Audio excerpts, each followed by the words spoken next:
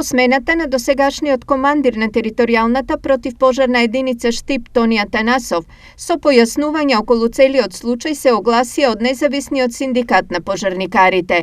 Во истото меѓу другото стои: од страна на градоначалникот на општина Штип е формирана интерна комисија во општината со цел утврдување на состојбите во врска со назначувањето на командирот на територијалната противпожарна единица и законитоста на истото во минатото. Во составот на комисијата покрај правници вработени во општината, представник имаше и нашиот синдикат со цел заштита на правата на работникот.